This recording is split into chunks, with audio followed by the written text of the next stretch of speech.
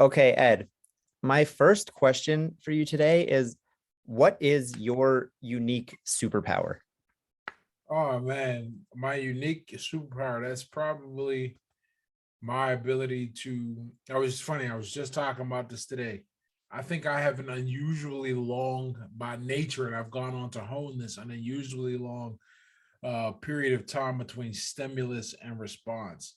So even when you see me angry or seemingly emotional, that is 90. I mean, I got 99% of the time been manufactured for maximum effect depending on the situation I'm in. So like I don't let myself fall into emotional traps. I'm really good at that. It's probably kept me. It's probably balanced out some of my other weaknesses in other areas of my life at other times because I have that ability. I'm able to think about the best way to move forward in almost every social situation. So I think I get the most out of social situations, or certainly more than the average person does, because I refuse to ever react on my first reaction. And it's not, I don't, it's not like it's this super long deliberation period. I just have it, and it's very pronounced. Like I do not do anything just on my first emotional response. Yeah, that's amazing. That's probably the greatest superpower someone could have because I talk about a lot about, delayed gratification, which is, exactly that, right? Can I put off till later something that is, bothering me right now? And to me, that's how you kind of beat the game of being a human, right? It's like how you really are able to take a step back and get away from that emotional mind and think things through logically. So I'm wondering, is there a way that you crafted this, or was this always how you've been since you were younger? I think I naturally lean towards it, but one of the best ways to hone anything is to experience what happens when you don't have it. And I've got a really sharp and extensive background in my life of not of witnessing what happens when you lose control of your emotions. I was very shaped by my environment in this regard. So I think if you want to, if a random person came to me and said, I'm terrible at controlling my emotions and reacting on the fly, what should I do to fix that? I would say quit your job and go work in customer service for 6 to 12 months. And I tell you to quit your job because I don't want you to have any other way to feed yourself but this. That means you're going to have to learn to deal with people at such a level when they're in their most, or very often when they're in their most arrogant and haughty and condescending. And if you can do that, if you can keep yourself cool and collected in a customer service position, that's probably the best way to do it because so much of life. I think a lot of us miss a vital window. Some of us, got thrown into it earlier, but there's a vital window when we're kids where you learn. You either learn if you can take it or dish it out, and and if you don't ever learn that, because most of us can't dish it out, and ones who do, uh, they don't have a very easy life from what I find. They tend to be targets of things. But if you can get yourself in an environment where there is a negative feedback for losing your cool, that works. Another great place, kind of secondary to that, fighting. I'm a 13. I had a 13-year career as an amateur fighter and a professional fighter. And the great thing about boxing is you have to learn, and I think this is true of all fighting. Fighting is just boxing is just where I learned and discovered this. You have to be in complete control of your emotions. And even if you appear to be emotional, that is the no matter how emotional you are, there's still at the top level fighters, it's still the spear, not the tip of the spear, but the shaft. and the will and directive and objective is still the tip of the spear. It's just being driven by emotions in that case. And because if you look at a beginner fighter, they they get angry. You can't do this and then be angry. It doesn't work. It's very hard. It's hard to stay clear here. We know this. When people go, you can be emotional and think. I'm like, nah, not really. We know that, like, when your amygdala gets fired up, your prefrontal cortex gets dialed down. We know that's an inverse relationship that's been proven. And in lay speak, the more freaked out you get, the less you're able to consider what's going to happen if you do anything while you're freaked out, right? So much better to stay calm, and that's something we learn. So, to sum that up, get yourself in a position where there's a real negative consequence for losing, and that will teach you just through exposure and survival and will and discipline how to do it. It's one of those things that, like, there's no pill, there's no quick book.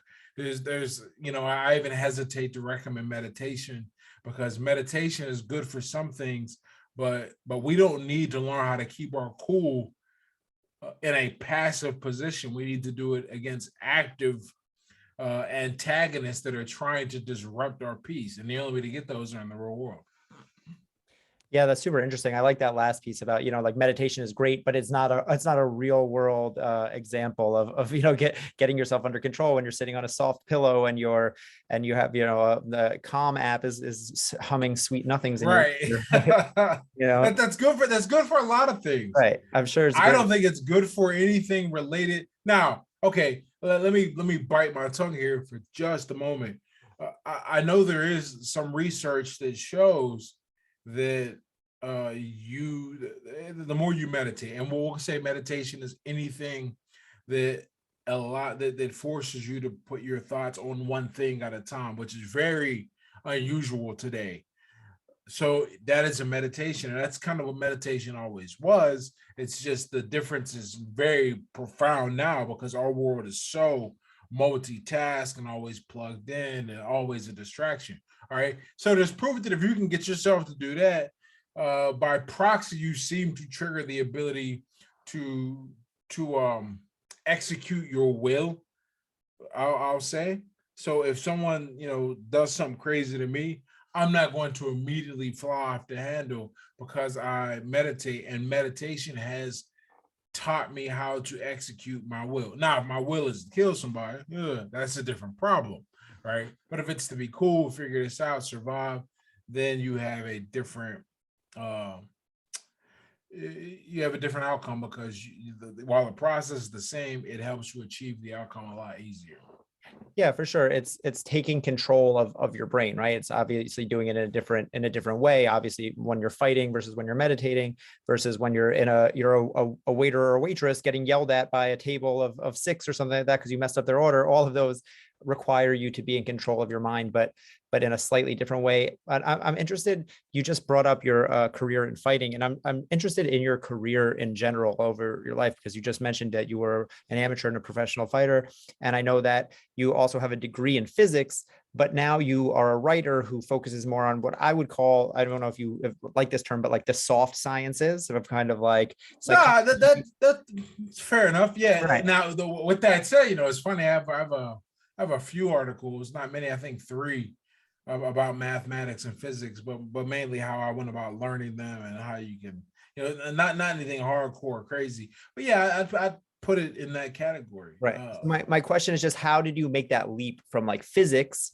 which is like the hard sciences and like laws and that kind of thing, to more what your writing is now, and why I've come to enjoy all of your content, which tends to be more psychology, human behavior, and the more mental side of things. Man, that's a great question. Just like a small random pause. I've done so many interviews, to the point where I kind of have a running script in my head of what people are going to ask and slight variations. And so whenever I hear something that I have not been asked before, I take note of it, because it stands out. And that it stands out. That's a great question. And and to me, everything is roughly under a law, right? And I say roughly under, because not in the strictest sense in the scientific realm of what a law is, which is something that has more or less been demonstrated to be falsifiable, reliable, and mathematically verifiable. Never said it that way, but that's cool. I'm going to tweet that out later. Uh, but yeah, falsifiable, reliable, and mathematically verifiable is kind of how I would say, what I would say are the three components of a law. Now, human behavior is not so binary or so predictable. However, human behavior follows more. It's more like it's more like probability in this regard. Like you can write out a theorem to kind of say, like, the law of large numbers. We know what that means, but what does the law of large numbers say? We'll just use that as an example. A law of large numbers says the more trials you have in an event, the closer the outcome should look to what the probability is given of said event. Like if I flip a coin 10 times and it comes up 7 times head, 3 times tails, you're not going to go, oh, that coin is rigged. Instead, you'll very rightfully, so I hope, go, that coin just hasn't had enough trials. So whenever we talk about probability, we see it's really like 1 over n approaches infinity, right? That's what we're talking about. All right. So with all the like tech jargon out the way, then we can look at it and how it applies to human behavior. If we say like a person in this situation, given what we know, the variables, we plug them in and we know roughly what should happen most of the time. And what we can do then is we can make predictions that are useful for our lives. Like I know, we'll just use, I know what's going to happen most of the time if I say something offensive to someone. I can't count on the 10% of the time they're gonna be like me and just be cool. I gotta assume, right? And then now I factor in other variables like my size, their size, or rather our relative size, how much the guys had to drink, stuff like that. And that gives us a probability, a prediction we can put a percentage on, right? It's like predicting the weather. You don't know exactly what's going to happen, but based on all your experience and all the variables and the power of your model, whatever, you can come up with a pretty reliable prediction. And as technology's gotten better and as we've learned more, we get more and more accurate and we're more likely to predict correctly. And that is why human behavior fascinates me. It really seems like now this is funny because I used to be staunchly, now I'm like, I don't know anymore, about a free will versus determinism kind of guy, right? Depends on how you phrase the question is pretty much what makes me So change my mind. could you go into like what you mean by free will and determinism for people listening, and then explain what you mean? Okay, so what the argument is, are we free to decide whatever we want, or our actions, like, kind of predetermined? And there are lots of arguments that go either way. And what I've found is that the answer depends on how the question is phrased, at least to me.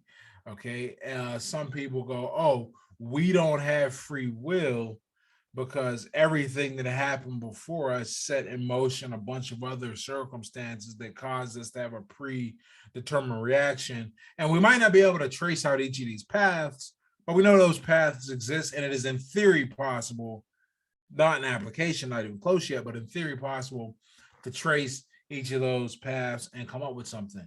And if you think this is kooky, right, because people think this is kind of a kooky argument who have never heard of it, remember, the reason why you think your computer or phone is listening to you is because it's just watching everything you do on the internet with a very powerful algorithm and then showing you what it thinks you should see based on what it's advertising. I mean, it's crazy. It knows when you're going to be sick or most likely to, because you were posting about traveling, and it goes, oh, okay, he was in somewhere where it was just a flu uptick, and we know his susceptibility to getting colds because he posted some other stuff. And it's just gathering a bunch of data points, right? Simplest way to see this is like when you have that card that you swipe at the grocery store for your discounts. That's just collecting data so it knows what coupons to give you and what adverts to send you. All right. So that stuff works because there's we were kind of predictable in that regard, right? And then you go to free will, and free will is saying, "Oh no, I can." Every decision is memoryless. That's what we refer to when we talk about independent probability, right? Memoryless. It doesn't matter what the outcome of the last coin flip was. This new coin flip doesn't remember that, so it's still one of two, and we can't use the prior outcomes to try and figure out the future ones. Okay, so figuring out people is like that to me. It's like my attempt to figure out a law. Uh and it won't really be a law. What it'll be is kind of a theory, and I know roughly what it'll mean. And that means I can predict and know what people are gonna do. And that sounds evil if you use it for evil. If you use it for good, then it's a good thing. It's just amoral. Data science is here. That's amoral. Do I use it to make people's lives better, or do I use it to make people's lives bend them to my will? And to me, it's about using it to make the world a better place. I think one of the big failings right now in society is we know humans. At the very least, our ancestors know humans. That's how we got here. That's how we transcended, living in caves and huts and everything, to like us talking as if we're in the same room right now. Because above all that brain power to figure this out, we had to build a stable society with rules, laws, and regulations and expectations. And we followed those, and that allowed people time to do stuff like this instead of having to worry about the guy next to them killing them. All right. So now we're really trying to buck this trend in a lot of areas, I think. We're trying to go against human nature in different ways, and the results are disastrous, in my opinion, in certain areas more than others. But much better to remember that we're just kind of animals in suits. And when you think of it like that, you remember that animal is what differentiates us from animals. Well, we can plan and think we're in control. Animals just like, program me, hungry, go eat. Got a shit, like that time to reproduce. Like they don't think, and we're a bit above that, but there's a lot of us in that, or a lot of that in us. Right. Yeah. I mean, that is true, right? We want to feel like, so like, no, like I'm a human, and I'm so different. But in reality, as you said, the amygdala, we have the prefrontal cortex, and these things will just control us. And, we think that we're in a lot of control, but a lot of times we are put onto these paths by things that we don't realize. We see an advertisement in our subconscious, in our peripheral vision or something like that. And you're like, I want Cinnabon. It's like, that wasn't your thought. That was planted by absolutely insane. Like once you learn about how the reticular activating system works, you're like, this is nuts. And for those who don't know, the reticular activating system is pretty much your brain's way of letting you know that something is important. How do you know something's important? Well, it gets exposed to you usually in a manner that has some significance emotionally. And it doesn't always have to be something dangerous, though. That's how we tend to think of it. Like if somebody pulls a gun and I've never seen a gun before, I'm not going to know, right? But after I see someone get shot on TV or in person, I know when that gun comes out, I got to take off. Okay, that's an example. Another example of that, though, another way it works is if I see, let's say I want a blue BMW.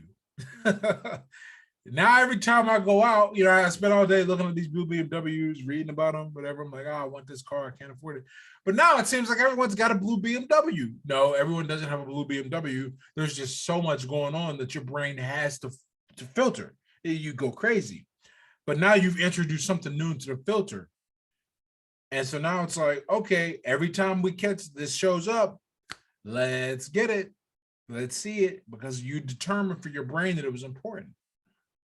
And this has so many other cool effects. Like if you this is why it's so important to like figure out how you're going to look at a person and what you think about them, because we will decide that all X group. This is why racism is such a bad thing. We'll decide that all X group is bad, and so we'll look at that group and we'll automatically have whether they have that trait or not as a person, we'll start to look for it. Our reticular activating system is in tune for it.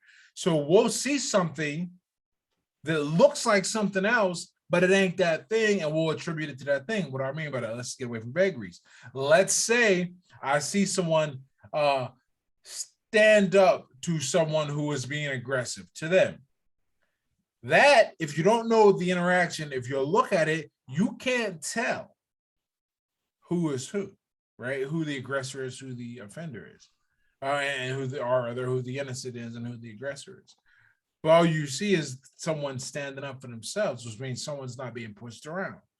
You might see that and you might go, because that guy is black and the other one is white, and I have determined that all black people are aggressive, he must be the aggressor. You see how dangerous this gets, right?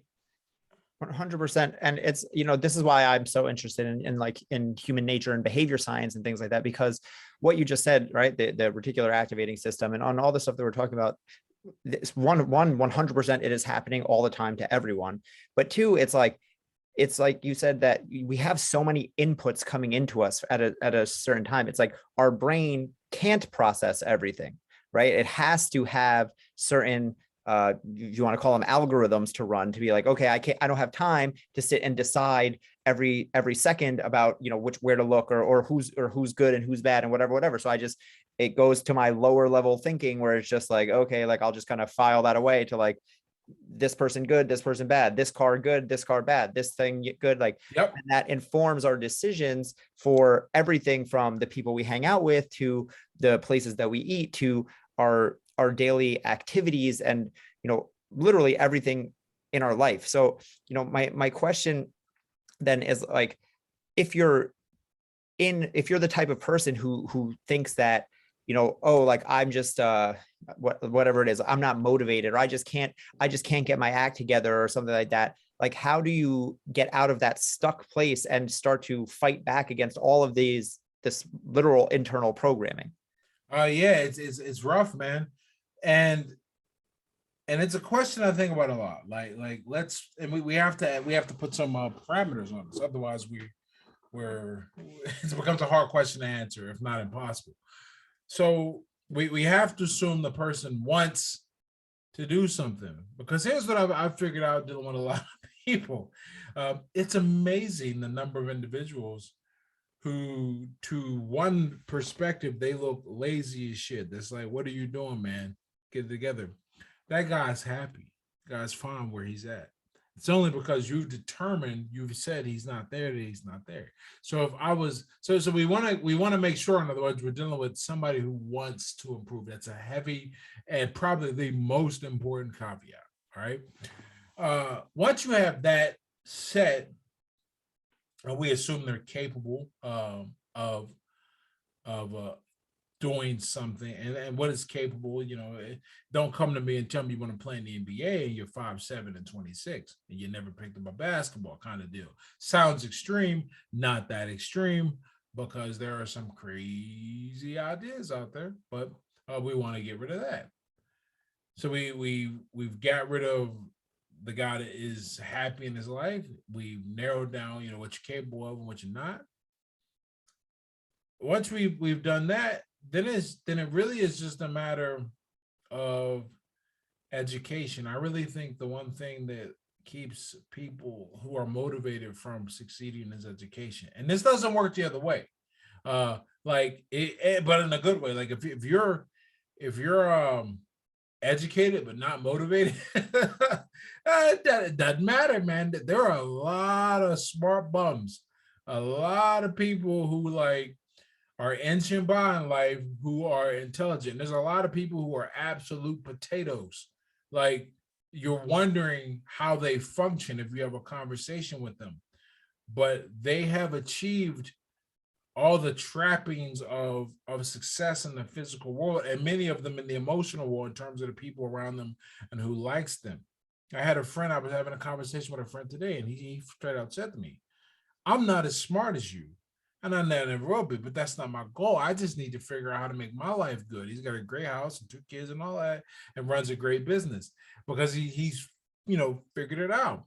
So if you're, I said it to say, education without motivation, we can't do nothing with that guy. But a motivated person who does want to change their life and they feel stuck, and that's the other thing, I don't believe in feeling stuck, right? I believe in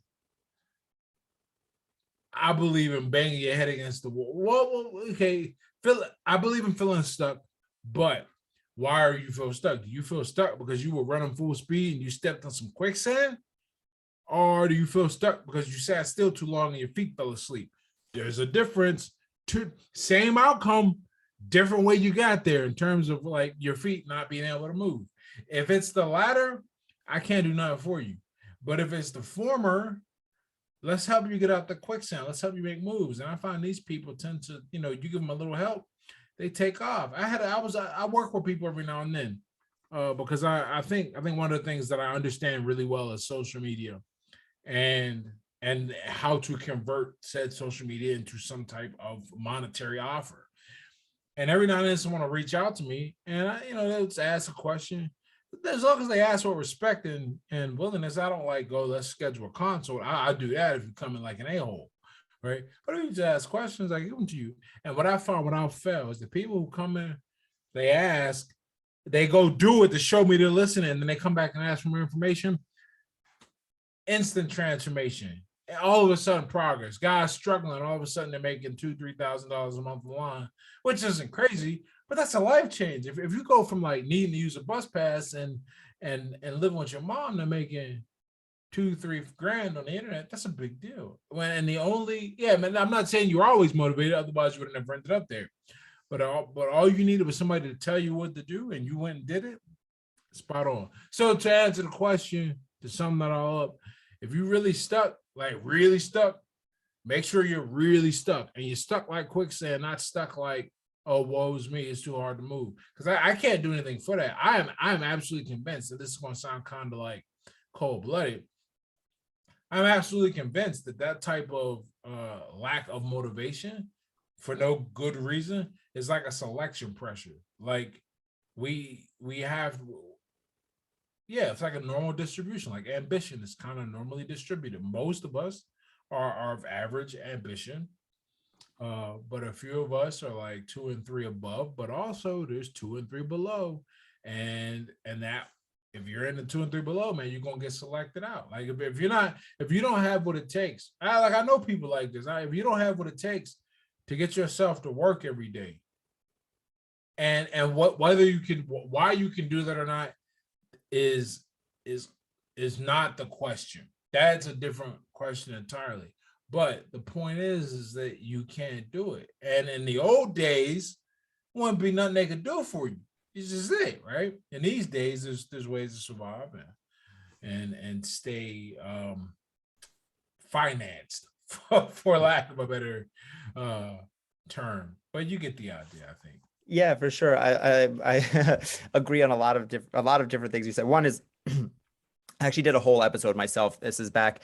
People listening can go and scroll back. It's in like the 50s or something like that. I'll link to it. But on the normative distribution and the bell curve, basically saying exactly what you're saying. Like I think that a big source of unhappiness in life are people not understanding the bell curve and comparing themselves to people who just fall on a different part of the normative distribution. Right? That we all have that friend who's just like, it's like they got coffee running through their veins or something like that. It's like some people do. Like that literally is it's not like, because we always say that, it's like it just feels like they're different, but some people are just different. They just are different. And look, man, what does that mean? Built different, constructed uniquely, things like that. Right. Assembled exceptionally, etc. Like some people, like we can accept this for things we can see, and that's the crazy. Like you may not know the numbers, but most people aren't 6'7". Right. Likewise, that most men aren't 5'3". Right? Like we can accept that. Right. Okay. But and it goes there are some people who resist, or rather a large faction, but not the majority, I think, who resist the concept of IQ, which is another normal distribution. Yeah. And look, if you ever talk, I'm like right on the cusp of like the third deviation of IQ. Let me tell you something. 130, whatever that runs is. Let me tell you something about this. I used to think you could just the talent was a myth, and it didn't matter, and you could like just work hard. Let me tell you, boxing changed all of that, because there are some people. I had to work so hard to be an average fighter. I mean, like really hard because I'm just not a natural athlete. I don't have that. But I wanted it and I worked really hard. Okay, compared to some guys that he literally drank and smoke every day. It's like nothing to them. They just show up and good.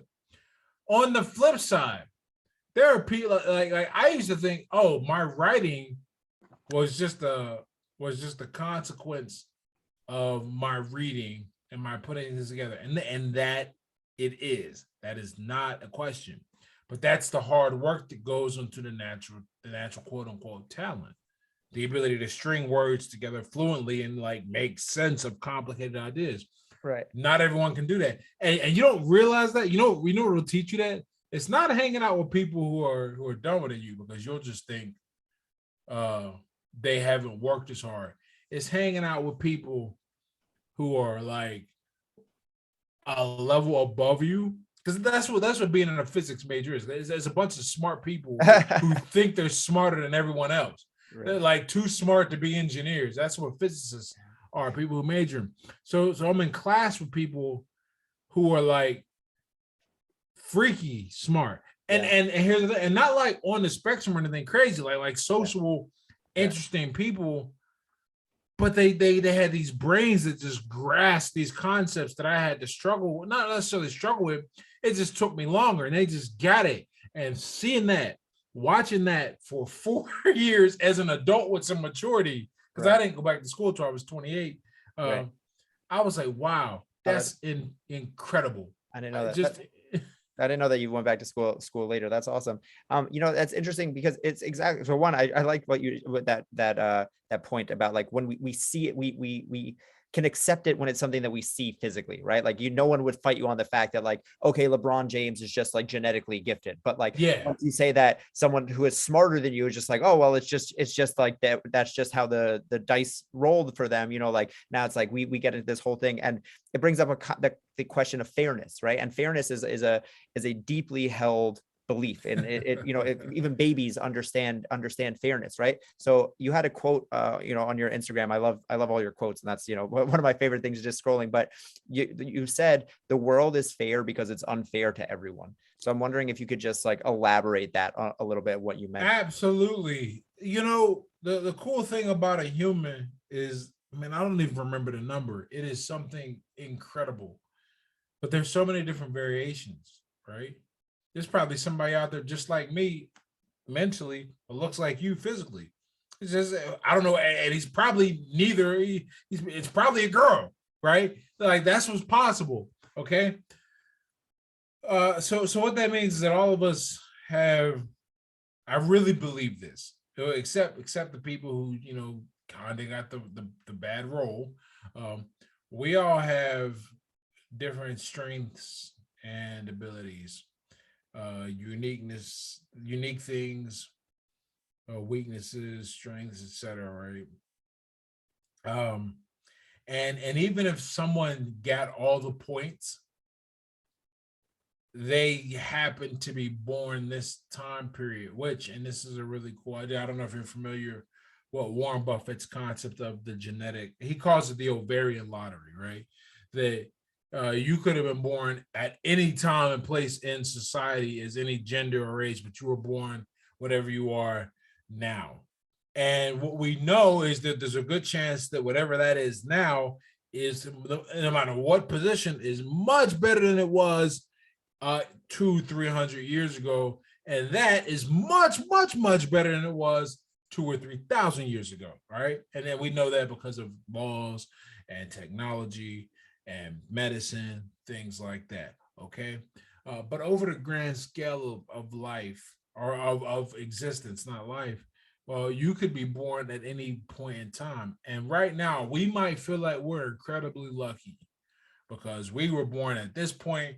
We're having this crazy conversation right here, right now, right? But I guarantee you, the motherfuckers in Mesopotamia, they were not thinking, this is good, but one day in the future, we're going to be able to fly around on planes and have these face-to-face conversations over fiber optic networks. Likewise, we can't imagine what 500 years is going to be like. I'm looking at some of the stuff that's out now.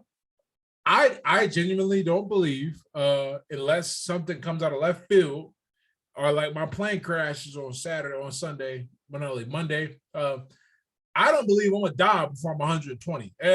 I just don't think it's gonna happen. Not because of, I mean, it's gonna be because of my best efforts, but what we have in terms of medicine and everything. Like, do you realize something? The average person can go out right now and get stuff that is safe to inject in their bodies daily, that allows them to continue to produce growth hormone, shrink their prostate, invigorate cells and everything. We know this. Like great, this is handled. I had a professor who was working on a technology that could diagnose cancer by the way the light spectrum reflected as it went through the blood. A non-invasive cancer test that was detected like months before there was even stage one physical evidence. All right. So this is just where we are now. So in the future, who knows what it's going to be? And we're going to look at our time. They're going to be like, man, did you know back in the 20th century, they used to cut up people open to heal? Kind of like the way we talk about leeches. Right. Things of that nature. Or are they going to go, yo, did you know they used to have to work and they pay people differently? Kind of like the way we talk about slavery right now. Right. So I bring all this up to say that across the grand scheme of things, everyone is going to deal with some unfairness or some hardship. It's just going to happen. Right. That does not change and has never changed the fact that you have to deal with it. Right. Like we all gotta have to deal with someone dying close to us, a heartbreak, getting sick, hurting, so maybe someone dying unexpectedly. It's hard, but we have agency. We have so much agency, especially this day and age. I don't pretend it's like this in all of the world, but in a lot of the world, certainly the world that we hear complain about this, we have the ability to change our position in life. Right. Social mobility is an incredibly new concept in human history. We're so lucky to be alive when it's a thing. Yeah, there's so much there. Again, I just really was like listening to so many different pieces. One, I think it's funny. I say that all the time. I'm like, I'm probably going to live to 150. I just assume that Elon Musk is going to just invent something that just like he's going to make me into a cyborg or something. It's just like, why wouldn't it? I'm 32, and like, there's no way that by the time I'm 60, which is just 30 years from now, that technology hasn't far outpaced everything. So that's just like, and then it's actually funny because I wrote this question down because you brought up the ovarian lottery, or that Warren Buffett has talked about, basically how lucky we are to be born, when we're born, and where we're born. And the question I actually had written here before you even brought that up was, by all ostensible measurable factors, we are living in the greatest time in human history, right? You just said, right? We couldn't have even 50 years ago, someone could not have imagined what we're doing here right now. So why do you think then that so many people are still so unhappy? They're unhappy because they don't value the correct things.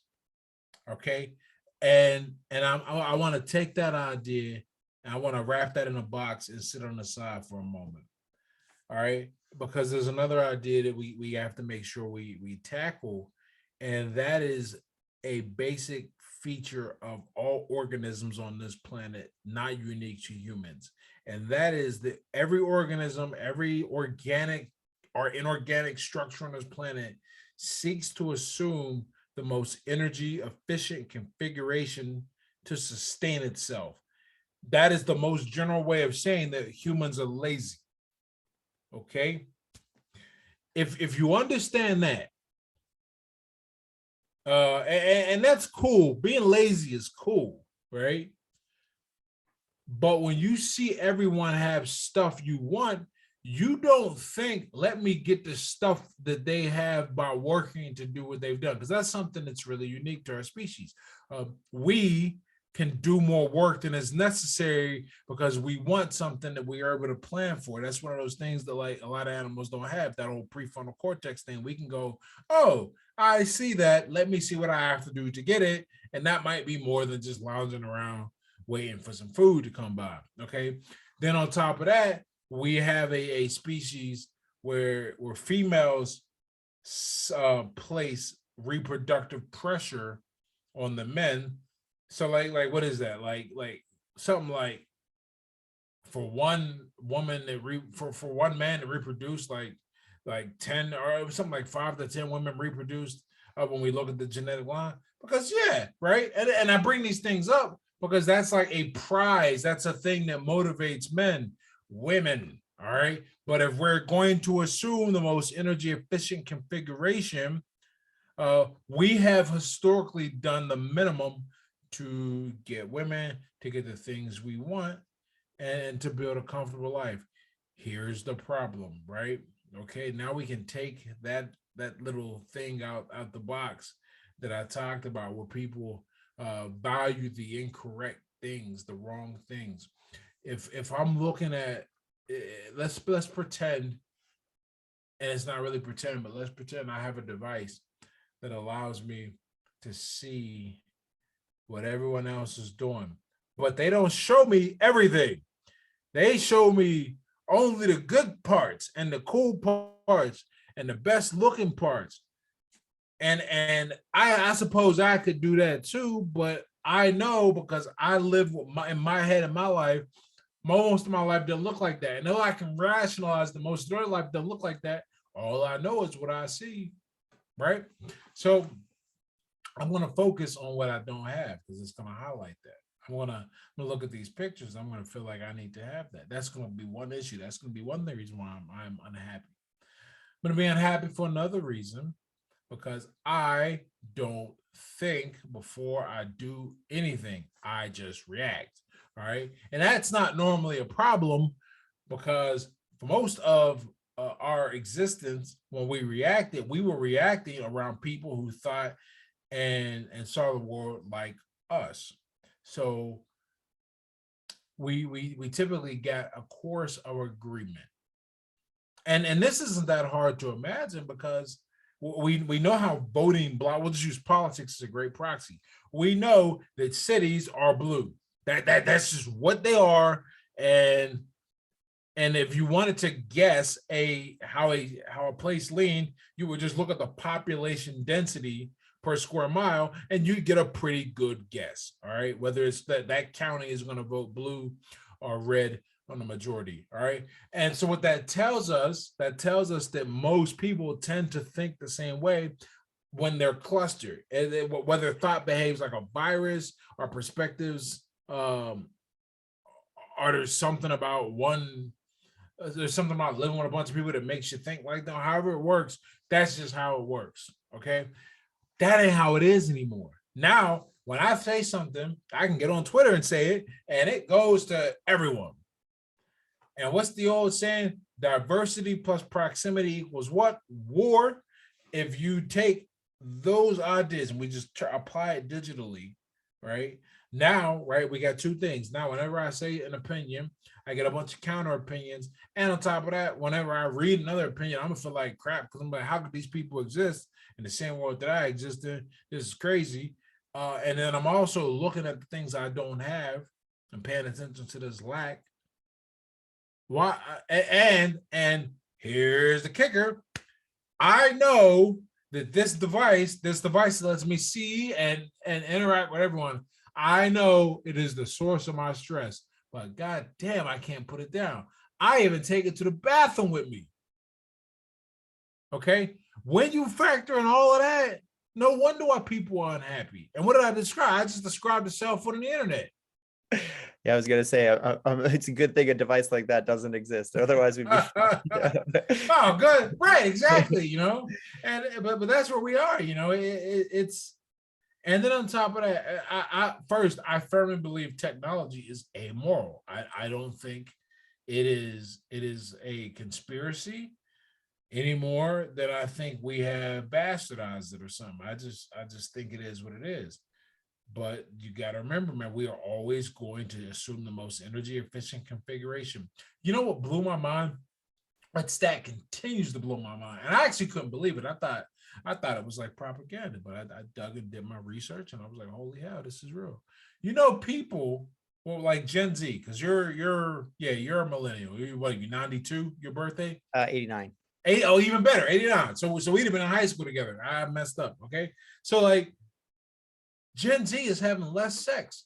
And that just seems weird. Like think about where your college days and how things were looking and and if the trajectory was on point, you think it would be a crazy orgy. You look around, you would think that based on all the sexualization you see on the internet. But turns out nobody. And I thought it was just gonna be like an average where it was like uh, uh across the board we're having less sex, but like women are having like 3x more and guys having 3x less. Well, yeah. It turns out there's a slight bump for women, but overall, yeah, everyone is just less, and that's because OnlyFans and X videos and Pornhub or whatever, right? All the streaming porn sites, it's a lot easier, right? Guys are just going to log on, and girls are like, well, they can. I mean, like they can get attention, but why do it? There's some real interesting. I'll say two things that are really interesting to kind of like hammer this home from different points.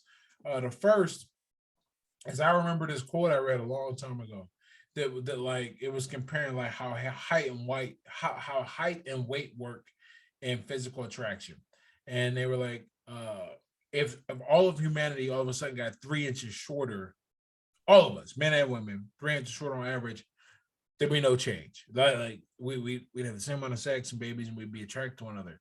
But if all of a sudden humanity got 30 pounds heavier on average, it would be a lot less interaction because there is no, it's not relative. You know, we don't see a girl that's 160 and go, oh, I'm 250. She's cool. We're like, nah, she's still fat. It's just we can't do anything better, right? That is what it is. So that's a big deal. In America right now, we're almost 4 and 5 overweight or obese. And all the people who go, oh, forget the BMI. I'm like, no. Unless you're like 6'7" or you're a pro athlete, BMI is fine. Stop making excuses. Get in shape. So that's one. Here's another one. Dr. Jonathan Haidt. Mm. He wrote a book, Coddling of the American Mind. He wrote some other books, but that's just the one in reference for this particular discussion. And he talks about how the three main markers of kids taking risk, right, are being delayed. They're showing up later and later and later. And marker number one was the age of when they got their driver's license.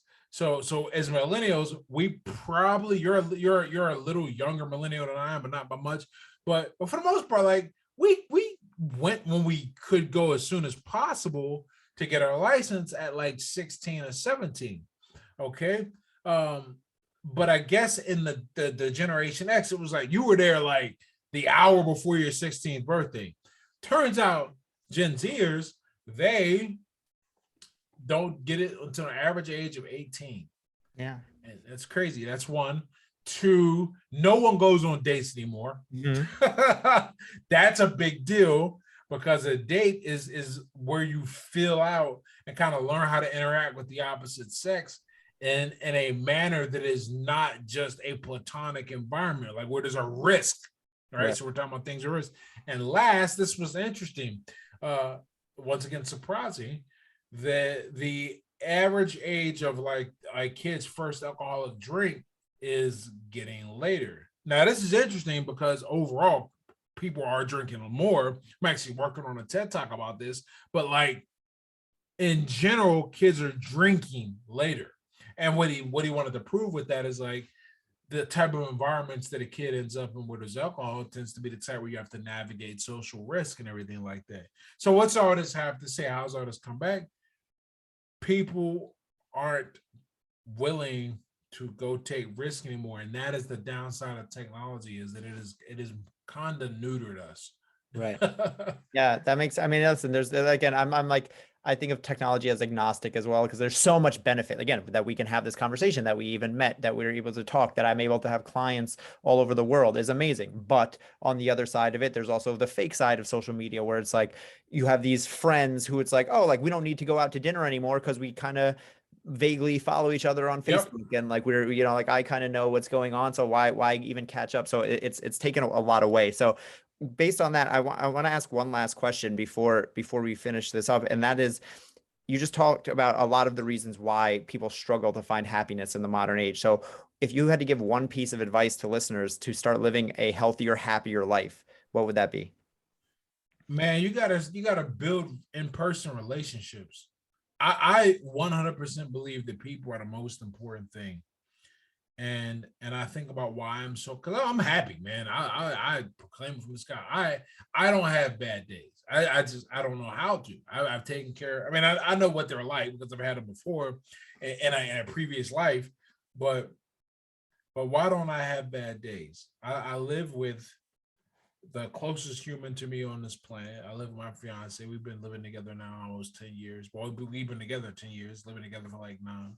So that's a relationship I have daily, a person to talk to and get things from and learn from and cope and interact with. I have my sister I talk to. I have my good friends that I get together and have conversations with. And in real conversations, it's not under the gods of drinking, which I think is one of the worst things ever. I have a quote where I say a lot of people are one missed happy hour away from complete loneliness because so much of our society revolves around alcohol. Now, what this goes to, like what I was saying, like why I haven't had a bad day. I haven't had a bad day since I got sober, since I stopped drinking in 2013.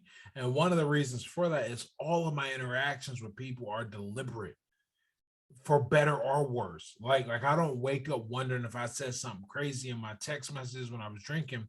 But likewise, when I get together with people during the day, they are deliberate interactions. We meet for coffee. We meet over lunch. There is no, it's not under the guise of I need to drink.